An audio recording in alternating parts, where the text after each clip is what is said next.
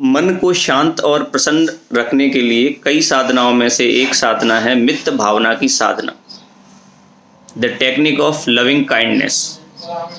द्वेष और दुर्भाव से रहित रहते हुए प्राणी मात्र की मंगल कामना करना, सभी के बारे में अच्छा सोचना, सभी का भला सोचना और सभी को क्षमा करना, स्वयं को भी। इस संदर्भ में एक कहानी बहुत प्रचलित है। ये कहानी है भगवान बुद्ध के प्रमुख शिष्य सारिपुत्र की। सारिपुत्र बहुत ही गुणवान, शीलवान शिष्य थे। उनके गुणों की चर्चा सर्वत्र थी। एक दिन जब वो भिक्षाटन कर रहे थे, तभी कुछ ब्राह्मण पुत्र उनके गुणों की चर्चा कर रहे थे।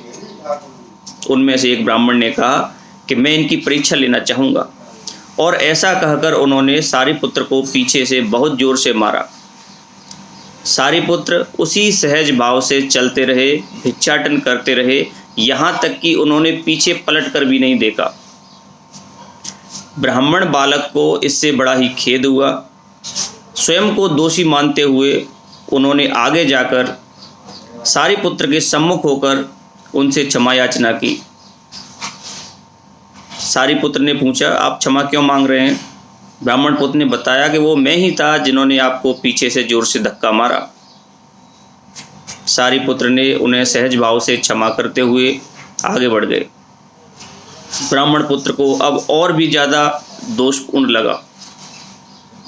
उन्हें आगे जाकर सारिपुत्र से कहा कि यदि आपने मुझे क्षमा कर दिया है तो कल आप मेरा आतिथ्य स्वीकार करें और मेरे यहाँ भोजन के लिए आएं। सारिपुत्र ने वह आमंत्रण सहर्ष से ही स्वीकार कर लिया। अगले दिन जब सारिपुत्र भोजन ग्रहण कर चुके थे, तो यह खबर जंगल में आग की तरह नगर में फैल चुकी थी और बहुत से लोग उस ब्राह्मण बालक को मारने के लिए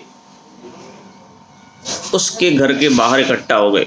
सारिपुत्र ने जब यह देखा तो उन्होंने उस ब्राह्मण को अपना भिक्षा पात्र दिया और कहा, आप मेरे पीछे पीछे आएं। जब लोगों ने कहा कि आप इससे अपना भिक्षा पात्र ले लें, सारिपुत्र ने पूछा क्यों? उन्होंने कहा, हम इसको मारना चाहते हैं, हम इसको इसकी गलती की सज़ा देना चाहते हैं। सारिपुत्र ने कहा कि इसने यह गलती मेरे लिए की है और मैं इसे पहले ही क्षमा कर चुका हूँ। आपसे भी निवेदन है कि आप इसे क्षमा कर दें, और अब ये बालक बहुत ही अच्छा व्यक्ति है। तो इस प्रकार हमें देखने को मिलता है कि हम प्राणी मात्र के लिए जब सद्भावना रखते हैं, उन्हें हर कार्य के लिए क्षमा कर देते हैं, तो हमारा मन कितना प्रसन्न चित्त रहता है। नमस्कार।